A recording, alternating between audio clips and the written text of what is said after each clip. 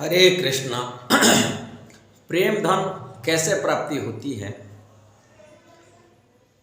ये बारे में आज चर्चा करने के लिए जा रहा हूँ। पूरा वीडियो देखना है।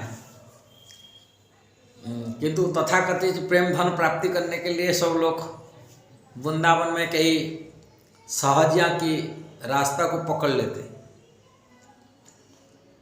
पहले नेगेटिव पॉइंट मैं थोड़ा बताने के लिए चाहता हूँ इसी बात के लिए। कारण जैसे योगा में कहा जाता है पहले जम, इसके बाद में नियम कहा जाता है। जम मतलब बुरी चीज़ को त्याग कर देना, नियम मतलब जो अच्छे चीज़ को पकड़ना, नियम कानून जो पकड़ना। पहले जम मैंने बुरी चीज़ को छोड़ना पड़ता है। बुरी चीज़ क्या है आपको पहले मालूम होना चाहिए। प्रेम धन को प्राप्ति करने के लिए बुरी चीज़ क्या होता है उसको पहले हम जानना चाहिए, और अच्छी चीज़ क्या पकड़ना उसके बारे में चर्चा करेंगे। बुरी चीज़ क्या है, जो प्रेम धन नाम से लोग आजकल चीटर से चीटिंग हो जाते हैं, माने ठगने वाले से ठग जाते हैं। ये बात हमको जानकारी करना पड़ेगा। ठगने वाले क्या होते हैं, जो सहजिया लोग होते प्रेम धन नाम के ऊपर राधे राधे बोल करके लोगों को फंसाते हैं, अपनी अनुयायी शिष्य बनाते, बना करके लोगों को अपनी पूजा प्रतिष्ठा में फंसा देते। बोली वो भी भजन राधे राधे भजन कर रहे हैं, किंतु ऐसा हुई है। जगत गुरु नाम लगा कर कई गुरु बनते हैं, जगत गुरु हैं, प्रेम धन बांट रहे हैं, और लड़कियों को शोषण किए, रेपिस्ट केस में फंसे हुए। इनकी इतिहास है, ये वृंदावन में हुई है और अनेक जगह पर हुआ है।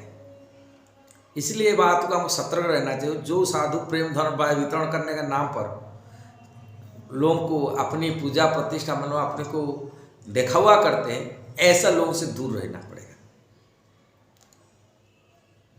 ऐसा दूर न रहेंगे तो प्रेम धन तो दूर बात है, प्रेम धन के बारे में ज्ञान भी नहीं हो सकता है। क्या होता है प्रेम धन? प्रेम धन वास्तविक प्राप्ति का जो उपाय है,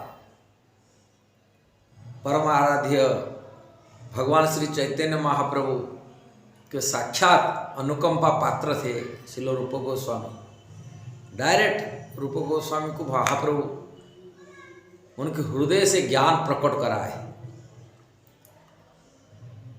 अपनी अपनी चरण कमल देकर के मस्तक में उनको आध्यात्मिक ज्ञान में पारंगत कराए और 10 दिन शिक्षा दिए थे प्रयागराज में, और उनको आदेश दिए थे ब्रज में जाकर की भक्ति सूत्र की शिक्षा को प्रचलन कराना, दूसरी ब्रज भूमि का पुनरुद्धार करना। और श्रील रूप गोस्वामी एरे गैर व्यक्ति कोई साधु संत ऐसा नहीं थे, साक्षात भगवान श्री कृष्ण के सहचरी, भगवान श्री कृष्ण राधा कृष्ण की सेवा में लीन रहने वाले रूप मंजरी। रूप मंजरी ललिता सखी की असिस्टेंट मुख्य सखी थी। राधा कृष्ण की सेवा में अष्ट सखी प्रमुख बोली आप सब जानते हैं। अष्ट सखियों में ललिता सखी प्रमुख है, और ललिता सखियों में 8 असिस्टेंट सखी जिसको कहते मंजरी कहते, और वो मंजरी में प्रमुख मंजरी थी रूप मंजरी। और वो रूप मंजरी ब्रज लीला में, आज नवद्वीप लीला में, भगवान चैतन्य प्रभु की लीला में रूप गोस्वामी रूप में विराजमान हुए। और महाप्रभु का आदेश को पालन करते हुए उन्होंने भक्ति का सिद्धांत को प्रस्तुत करते अपनी पुस्तक में। उपदेशामृत, भक्ति रसामृत सिंधु, उज्ज्वल रमणी, विद्गत माधव, ललित माधव आदि नाटक, अनेक वैदिक शास्त्रों को निचोड़ करते हुए, वैदिक शास्त्रों को सार को उन्होंने अपनी पुस्तक के माध्यम से सम्मिलित करते हैं और सिद्धांतवाद को प्रस्तुत करते हैं।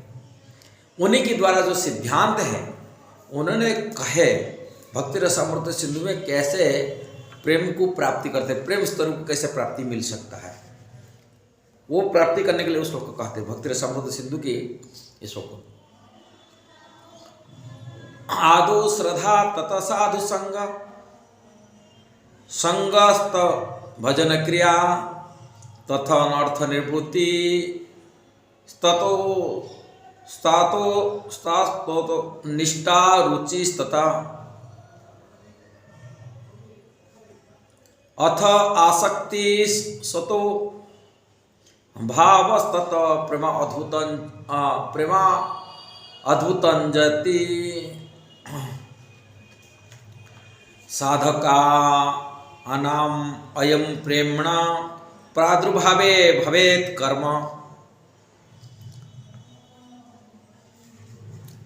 रूप गोस्वामी कहते सर्वप्रथम तो श्रद्धा होनी चाहिए। जब व्यक्ति के अंदर श्रद्धा पैदा होता है तब मनुष्य शुद्ध भक्तों की संगति करता है।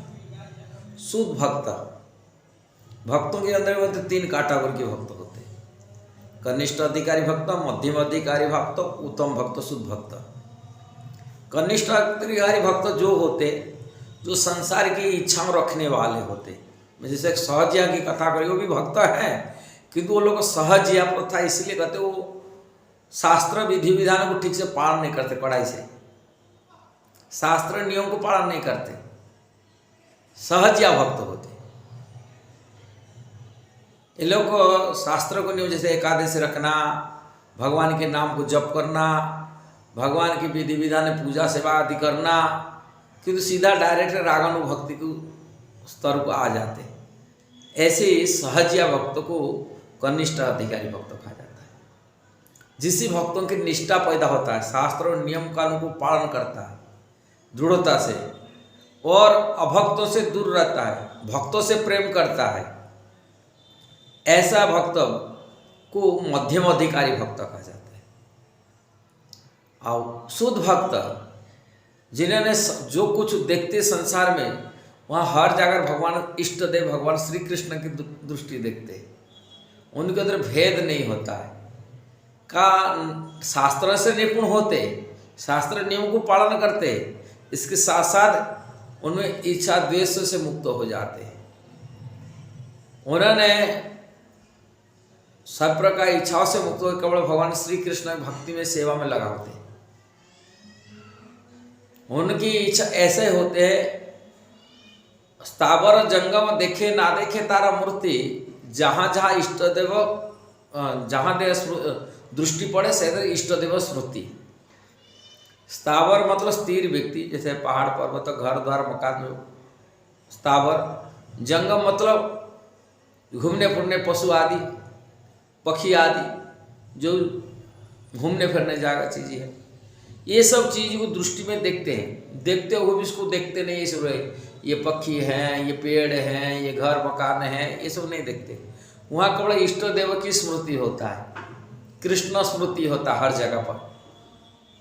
जो देखते हो हर जगह कृष्ण की स्मृति संबंधी चीज मान लेते, उनकी दृष्टि में से निंदा आदि शून्य हो जाते, पूरी संपूर्ण भाव में किसी की निंदा करते नहीं। वो भगवान की तल्लीन रहते हैं, भगवान की सेवा में भक्ति में, ना नाम पूजा प्रतिष्ठा के लिए, ना ऐसा नहीं। उनके अंदर कोई पूजा प्रतिष्ठा भावना नहीं रहता है, ना कोई संसार की सुख भोगने की इच्छा रहता है, इससे परे हो जाते हैं।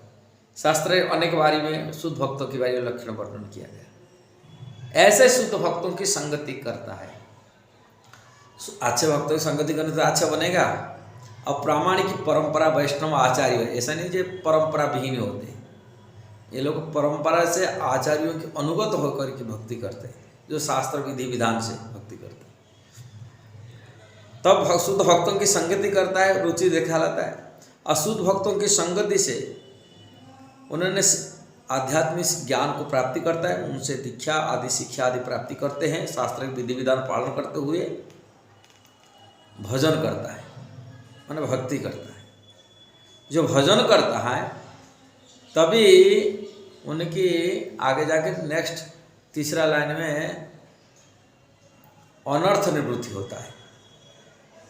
अनर्थ होता है तीसरा लाइन, साधु संग, श्रद्धा, श्रद्धा ही होते साधु संग, फिर तीसरा है अनर्थ निवृत्ति। अनर्थ निवृत्ति क्या होता है? जीवात्मा के अंदर जो बैठा हुआ भोग की वासना, इच्छाओं है, संसार को सुख भोगने का इच्छा है, प्राण सुख भोगने की इच्छा में बहुत सारी चीज़ें होता है, कोई सूक्ष्म उपाय होता है, कुछ स्थूल उपाय होता है। कभी माने काय मन वाक्य में कार्य माने शरीर के सुख और मानसिक सुख और वाणी की सुख प्राप्ति करने के लिए इच्छा जो लालसा जगता है। वाणी के सुख में आता है, जैसा ही कोई अच्छा मीठा मधुर कथा माने सुनने के लिए, कुछ वचन सुनने के लिए, किसी गाना बना कि प्रतिष्ठा पूजा, मानसिक पूजा, सम्मान पाने की इच्छा। और शरीर के सुख तो जानते हैं, देह सुख जिसको कहते हैं, ऐसा सुख से वंचित। इवन मुक्ति का इच्छा को मध्य वासना कहा जाता है। ये मुक्ति वासना, ये सब अनर्थ है। माने संसार में जीव जो सुख भोगने का इच्छा रखता है उसको अनर्थ कहा जाता है, और वो अनर्थ निवृत्ति होता है। कोई भोग संसारी भुक्ति मुक्ति स्पृहा निवृत्ति होता है। जो निवृत्ति होता है तभी उसमें भजन में उनका निष्ठा पैदा होता है। ऐसा निष्ठा नहीं आएगा संसार में। निष्ठा पैदा तभी होगा अनर्थ निवृत्ति। जब तो अनर्थ पड़ा हुआ वो निष्ठा तक नहीं आएगा, निष्ठा पूर्वक भजन नहीं कर पाएगा, शुद्ध भक्ति का भजन नहीं कर पाएगा। फिर इसके बाद रुचि पैदा होता है।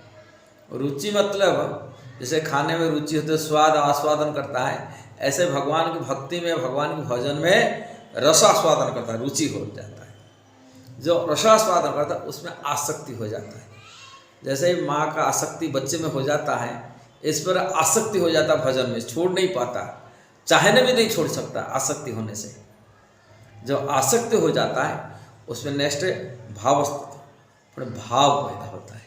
भाव में उसमें अष्ट विकार पैदा होता है। अष्ट विकार मतलब उसमें शरीर रोमांच होता है और रोए सब खड़े हो जाते हैं, आंसू आंख से आंसू गिरता है, कभी हंसता है, कभी रोता है, कभी भावुक हो जाता है, कभी अलग अलग तरह तरह के पानी गदगद हो जाता है। तरह तरह लक्षण इसको भाव दशा कहा जाता है। ये भाव दशा में जो कंटिन्यू चलता रहता है उसमें प्रेम उत्पन्न होता है। प्रेमी व्यक्ति को भगवान कृष्ण छोड़ नहीं पाते, न वो व्यक्ति कृष्ण को छोड़ पाता, ना वो कृष्ण को छोड़ पाता, चाहने से छोड़ नहीं सकता है। रात दिन चले ना संसार की पूजा प्रतिष्ठा में, लाभ में, दुनिया में तो जय जयकार करे, यूट्यूब में मेरा चैनल में लोग देखवाला करे, तो ऐसे ही सब संसार के सुख से कोई संपूर्ण हार मुक्त हो जाता है। ऐसी अवस्था को प्रेम धन कहा जाता है।